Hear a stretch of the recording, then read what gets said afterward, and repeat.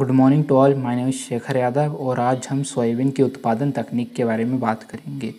Soybean, जिसको कि बंडर crop के नाम से जाना जाता है, येलो जेल कहा जाता है। इस राष्ट्रपति जो महात्मा गांधी थे हमारे, उन्होंने इसको गोल्डन बीन के नाम से जाना था। और जैसे कि किंग ऑफ सीरियल बीट को कहा जाता है, क्वीन ऑफ सीरियल मेज को कहा जाता है, क्वीन ऑफ वेजिटेबल पोटैटो को कहा जाता है, वैसे ही पुअर मैन मीट भी सोयाबीन को कहा जाता है। तो आइए बात करते हैं। सोयाबीन, जिसका कि बॉटनिकल नेम होता है ग्लाइसिन मैक्स, ये लेगुमिनेसी फैमिली से बिलोंग करता है, जिसका क्रोमोसोम नंबर डिप्लॉइड सेल में 2n=40 है, जिसमें ग्लाइसिन जीनस पाया जाता है। वीट में ग्लूटीन पाया जाता है, ऐसा का ऐसे ही सोयाबीन में ग्लाइसिन पाया जाता है। अगर इसके अब ओरिजिन का बात करें तो इसका ओरिजिन ईस्टर्न एशिया और चाइना में इसका ओरिजिन माना गया है। ये 19 में चाइना में कल्टीवेशन होने लगा था, इसके बाद में 16 में अफ्रीका में आया और धीरे धीरे करके पूरे भारतवर्ष में फैल गया। एंड देन जो मध्य प्रदेश है उसको सोया स्टेट के नाम से जाने लगा।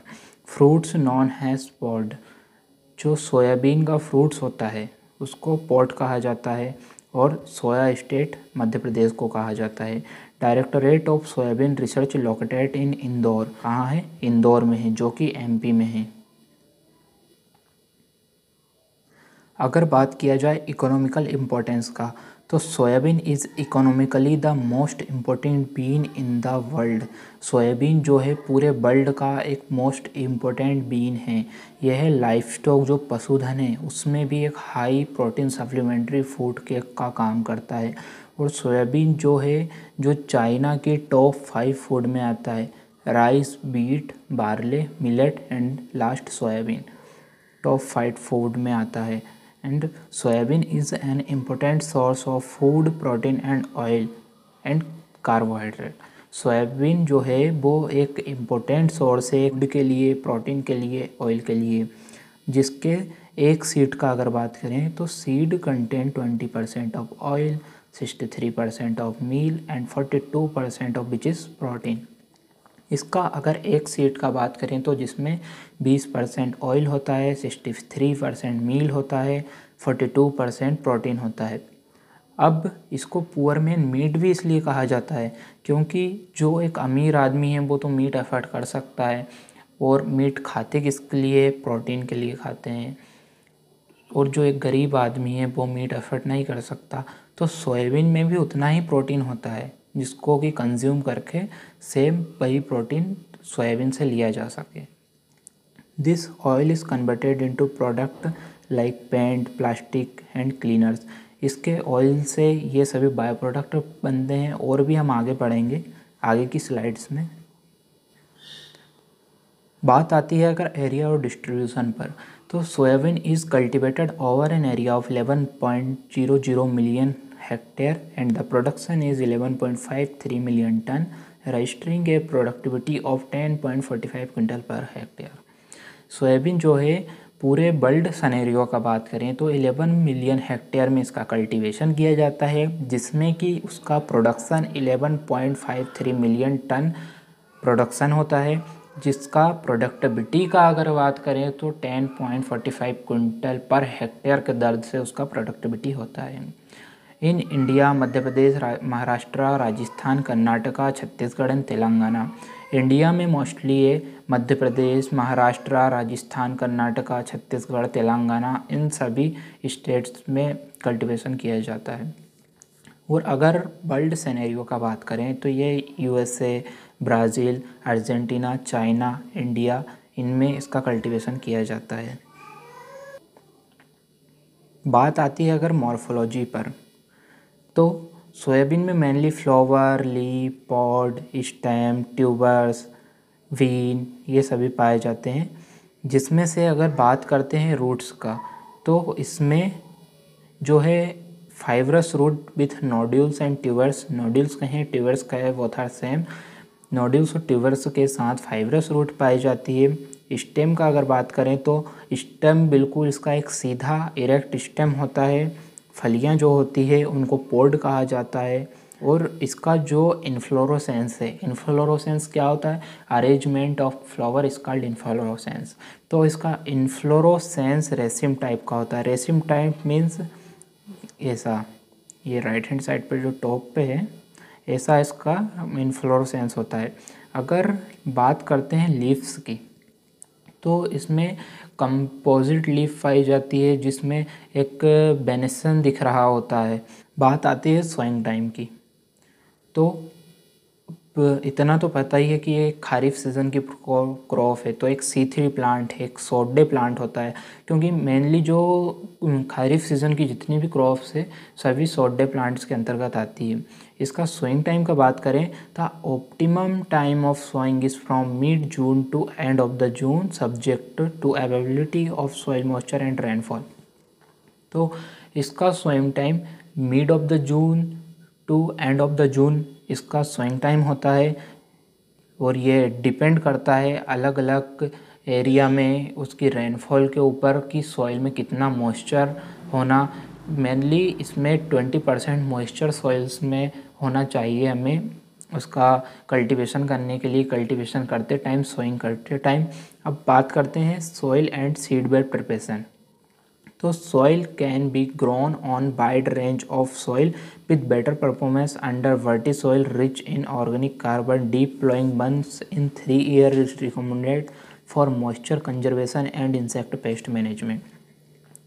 अब इसका सोइल का अगर बात करते हैं तो सोइल में इसमें वर्टी सोइल एक बहुत अच्छी मानी गई है इसके लिए, जिसका pH 6.0 टू 7.5 होता है, जो कि इस क्रॉप के लिए एक मोस्ट सूटेबल होता है। एक दोमट मिट्टी जो होती है वो इसके लिए मोस्टली सूटेबल होती है। और इसमें एक अल्कलाइन और सैलाइन सॉइल सूटेबल नहीं होती है। अल्कलाइन और सैलाइन सॉइल में इसके जो बीन्स होते हैं उनका जर्मिनेशन ठीक ठाक नहीं हो पाता है, और इसके लिए एक ऐसी सॉइल रिक्वायर्ड होती है जिसमें कि पानी निकासी की सुविधा हो, पानी भराव की स्थिति पैदा ना हो, वाटर लॉगिंग कंडीशन पैदा ना हो। एक वेल ड्रेन्ड फर्टाइल सॉइल इसमें रिक्वायर होती है। अब बात करते हैं सीड रेट की, तो optimum seed rate of 70 to 80 kilogram per hectare, late planting 100 to 110 kilogram per hectare. अगर इसमें एक ठीक ठाक टाइम में जो मिड ऑफ द जून में अगर हम इसका सोइंग करेंगे तो 70 टू 80 किलोग्राम पर हेक्टेयर का बीज दर एक सफिशिएंट बीज दर है। और कभी इसका जब एंड ऑफ द जून हो जाएगा, जब लेट प्लांटिंग होगी, तो उसके लिए इसका जो बीज दर है 100 टू 110 किलोग्राम पर हेक्टेयर लगेगा। अब सोइल हो गई, सीड रेट हो गया, अब बात करते हैं स्पेसिंग की। तो जो रो टू रो डिस्टेंस होती है उसको 30 सेंटीमीटर रखा गया है, और प्लांट टू प्लांट डिस्टेंस को 10 सेंटीमीटर रखा गया। ओवरऑल डिस्टेंस उसकी 10 इंटू 30 सेंटीमीटर रखी गई है। बात की जाए अगर वेराइटीज़ की, तो अहिल्या 1, अहिल्या 3, अहिल्या 2, अहिल्या 4, JS 335, JS 80-21, इंदिरा सोया 9, JS 93-05, परवानी सोना, प्रतिष्ठा PK 472, शक्ति RKS -45, प्रताप सोया, पलक 42, ये सभी वेराइटीज़ इसकी इंडिया में है। लेकिन अगर हम बात करें मध्य प्रदेश की, जिसको कि सोया स्टेट के नाम से जाना जाता है, तो वहाँ पे ऐसी कैसी क्या खासियत है जिससे उसको सोया स्टेट के नाम से जाना जाता है और इतना अच्छा एक अच्छे अमाउंट में प्रोडक्शन लिया जाता है। तो वहाँ पर जो पॉपुलर वैरायटी है JS 2034, जो कि 2007 में आई थी, इसमें जो ईल्ड होती है वो 24 से 25 कुंटल पर हेक्टेयर के दर से ईल्ड होती है, और इसमें 85 टू 90 डेज इसका ओवरऑल पीरियड ऑफ टाइम है। और इसके साथ साथ में जो MP में महत्वपूर्ण जो इम्पोर्टेंट वैरायटी है JS 2069, JS 9560, JS 2019, ये एक 95 टू 90 या 85 टू 90 डेज की ये किस्म है, जो कि एक बहुत अच्छा प्रोडक्शन देती है, बहुत अच्छी यील्ड देखने को मिलती है इनकी। अब स्पेसिंग की बात हो गई, वेराइटीज़ ले ली। अब उसका सीड ट्रीटमेंट करना है हमको, तो बात आती है सीड ट्रीटमेंट पर। तो एप्लीकेशन ऑफ राइजोबियम 400 ग्राम पर 65 to 75 kilogram of seed, phosphorus solubilizing bacteria and fungicide thiram plus carbendazim और ट्राइकोडर्मा वायरेट 8 to 10 ग्राम पर किलो ऑफ सीड। तो अगर इसके सीड ट्रीटमेंट का बात करें तो हमको इसको फंजीसाइड से ट्रीट करना पड़ता है, जो कि 1 ग्राम थायरम प्लस 2 ग्राम कार्बेंडिजम 1 किलो सीड के लिए ट्रीट करने के लिए सफिशिएंट होता है। और अगर ट्राइकोडर्मा वायराइड से इसको ट्रीट करना है तो 8 से 10 ग्राम प्रति किलो के हिसाब से, प्रति किलो सीड के हिसाब से हमें ट्राइकोडर्मा वायराइड लेके इसका ट्रीट करना होता है। और इसके ट्रीट के बाद जो नीचे ये पिक में दिख रहा है, ये इस तरह का लाल कलर का, रेड कलर का हो जाता है। फ़ोटो के पीछे यहाँ इंटरक्रॉपिंग का लिखा गया था कि अगर हमें इंटरक्रॉपिंग करना है तो एक अरहर प्लस सोयाबीन का एक है जिसको हम दोनों को इंटरक्रॉपिंग कर सकते हैं साथ में। अब सीड का ट्रीटमेंट हो गया, अब सीड को लगाना है। तो इसमें मेनली क्या होता है ना कि सोयाबीन में एपीजियल जर्मिनेशन होता है। तो जिन जिन क्रॉप में एपीजियल जर्मिनेशन होता है उसका सीड डेप्थ तो कुछ बहुत ज़्यादा नहीं रखा गया है। इसका सीड डेप्थ 3 से 4 सेंटीमीटर इसका सीड डेप्थ रखना होता है। देन इसमें एपीजियल जर्मिनेशन होता है, जो कि आप देख सकते हैं नीचे। बात किया जाए अगर क्लाइमेटिक रिक्वायरमेंट की, तो the crop is grown under warm and cold climate. Soybean is relatively resistant to low and very high temperature, but growth rate decrease below 35 degree Celsius and below 18 degree Celsius. ये जब खरीफ season का एक crop है तो एक सामान्य सा बात है कि इसको वार्म एंड कोल्ड क्लाइमेट दोनों में ही ये टॉलरेट होता है, क्योंकि इसमें धूप भी पड़ेगा, पानी भी गिरेगा, तो वार्म एंड कोल्ड क्लाइमेट दोनों ही टॉलरेट कर सकता है। लेकिन जब टेम्परेचर 35 डिग्री सेल्सियस से ऊपर पहुंच जाता है या फिर 18 डिग्री सेल्सियस से नीचे पहुंच जाता है तो फिर ये उसके लिए एक सफिशिएंट टेम्परेचर नहीं रहता है। Temperature below 21 degree Celsius and above 32 degree Celsius can introduce flowering and pod stage. Temperature 21 degree Celsius से नीचे होगा या फिर 32 डिग्री सेल्सियस से ऊपर होगा तो ये फ्लावरिंग और पॉड स्टेज के लिए एक सफिशिएंट टेम्परेचर नहीं रहेगा। Extreme temperature above 40 degree Celsius are harmful for seed production. यदि टेम्परेचर 40 डिग्री सेल्सियस से ऊपर पहुंच जाएगा तो ये एक सीड प्रोडक्शन के लिए बहुत ही हार्मफुल होता है, जर्मिनेशन के लिए, यील्ड के लिए, ये हमारी ये ओवरऑल जो यील्ड है उसको भी अफेक्ट करता है। The optimum temperature of soybean is 20 to 30 degree Celsius with temperature of 35 degree Celsius and above considered inheritability to production. The optimum soil temperature for germination and early seedling crop is 25 to 30 degree Celsius. इसमें जो soybean का एक optimum temperature चाहिए होता है overall crop को, वो 20 to 30 degree Celsius के बीच में रहेगा तो वो एक सफिशिएंट टेम्परेचर होगा। और यदि 35 डिग्री सेल्सियस से ऊपर पहुंच जाएगा तो वो बहुत ही हार्मफुल होगा, जैसा कि पिछले पॉइंट्स में देखा था। And the ideal rainfall range is between 500 and 1000 ml depending on the soil type and stored soil moisture. Crop failure would be expected with less than 180 mm of rain were received in the crop। इसका जब जो crop है तो उसमें क्या होता है कि 500 to 1000 mm का अगर बारिश होगा तो वो उसके लिए बहुत अच्छा होता है। और यदि 180 mm से नीचे बारिश होगा तो फिर क्रॉप ठीक से सरवाइव नहीं कर पाएगी। बात आती है न्यूट्रिशनल मैनेजमेंट पर। Apply 20 kilo nitrogen and 80 kilo P2O5 and 40 kilo K2O and 40 kilo of sulphur as gypsum 220 kilo per hectare as basal dressing. Soil application of 25 kilogram ZnSO4 per hectare under irrigated condition. Foliar spray of NAA 40 mg per liter and salicylic acid 100 mg per liter once at pre-flowering and another in 15 days thereafter। Nutritional management का मैं बता दूं कि उसमें जो nitrogen चाहिए होता है वो 20 किलोग्राम पर हेक्टेयर की दर से नाइट्रोजन रिक्वायर्ड होता है। फॉस्फेट जो है फॉस्फेट नाइट्रोजन से ज़्यादा चाहिए होता है, 80 किलोग्राम पर हेक्टेयर इसको फॉस्फेट चाहिए होता है। पोटास 40 किलोग्राम पर हेक्टेयर की दर से चाहिए होता है। और जो जिप्सम का अगर बात करें तो gypsum 200 kilogram per hectare gypsum चाहिए होता है, क्योंकि जिप्सम क्या करता है कि सोयाबीन एक तेल वाली फसल है और जिप्सम जब हम जिप्सम का उसमें स्कैटर करेंगे या छिड़काव करेंगे जिप्सम का, तो जिप्सम तेल की मात्रा को बढ़ा देता है सोयाबीन में, इसलिए जिप्सम का डोज थोड़ा ज़्यादा चाहिए होता है। बात की जाए अगर बीड मैनेजमेंट की, तो application of pre emergence herbicide pendimethalin metolachlor diclosulam followed by interculture operation is recommended for control of beets। तो अगर बात की जाए बीट की, तो जब बीट का मैनेजमेंट करना होता है तो हमको पेंडामिथिलिन या मेटालोकोर या डाइक्लोसम इनका स्प्रे करना पड़ता है, जिससे कि बीट कंट्रोल होता है।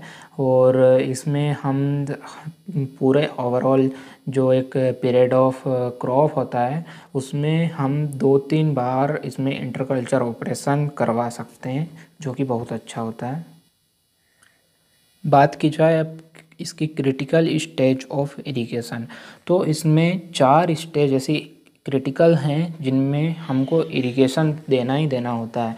फर्स्ट, स्प्राउटिंग स्टेज, जब हमने बीजों को बोया, स्प्राउट्स निकले, तब हमको उसमें इरिगेशन देना होता है, क्योंकि हम जब स्प्राउट्स निकलेंगे तब हम उसमें इरिगेशन नहीं देंगे तो प्लांट कैसे बनेगा, प्लांट नहीं बनेगा तो फ्लावर्स कैसे आएंगे, फ्लावर्स नहीं आएंगे पॉट कैसे बनेगा, पॉट नहीं बनेगा तो फिर ओवरऑल यील्ड तो अफेक्ट होगी ना।